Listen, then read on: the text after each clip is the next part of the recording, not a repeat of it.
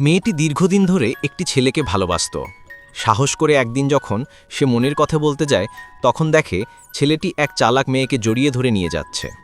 এই দৃশ্য দেখে মেয়েটির মনে তীব্র আঘাত লাগে এবং সেই দিন থেকেই তার মনে ছেলেটির জন্য ঘৃণা জন্ম নেয়। বহু বছর পেরিয়ে যাওয়ার পর মেয়েটি খবর পায় যে ছেলেটির ব্যবসা বন্ধ হয়ে গেছে এবং তার কাঁধে কোটি কোটি টাকার ঋণ চেপেছে। ঋণ শোধ করার জন্য সে এক ধনী মহিলার চাকর বা গোলাম হয়ে গেছে। মেয়েটি প্রথমে কিছুটা কষ্ট পেলেও পরে তার ভেতরে প্রতিশোধের আগুন জ্বলে ওঠে। সে প্রতিজ্ঞা করে, সে যদি আমার না হয় তবে অন্য কারো হবে না।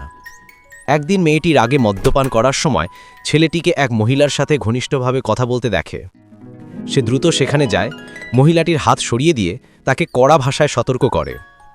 সে ঘোষণা করে যে এখন থেকে ছেলেটি তার। এরপর সে ছেলেটির গালে চুমু খেয়ে ঘোষণা করে যে সে তার সমস্ত ঋণ শোধ করে দেবে।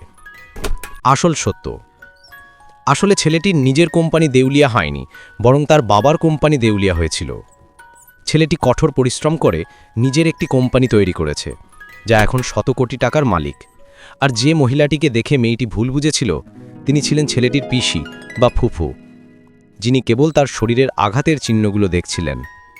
পিসি মজা করে ছেলেটিকে জিজ্ঞাসা করে সে কাকে বেছে নেবে, মেয়েটিকে না তাকে। মেয়েটি রেগে গিয়ে ছেলেটিকে দেওয়ালের দিকে ধাক্কা দিয়ে একই প্রশ্ন করে। ছেলেটি তখন মেয়েটিকে সত্যটা বলার চেষ্টা করলেও মেয়েটি শুনতে রাজি ছিল না। শেষে ছেলেটি মেয়েটিকে দেওয়ালে চেপে ধরে চুমু খায় এবং তাকে নিজের বাড়িতে নিয়ে যায়। পরের দিন সকালে ছেলেটি তাদের একসাথে থাকার একটি চুক্তিনামা বের করে এবং আগের রাতের পাগলামির প্রমাণ দেখিয়ে মেয়েটিকে তাতে সই করতে বাধ্য করে। সম্পর্ককে মজবুত করার জন্য ছেলেটি এরপর নাটক করে যে সে গৃহহীন, আর তাই সে যদি তাকে না রাখে তবে তাকে কোনো ধনী মহিলার কাছে যেতে হবে। এই কথা শুনে মেয়েটি ভয় পেয়ে যায় এবং সঙ্গে সঙ্গেই তার সাথে থাকার জন্য রাজি হয়ে যায়।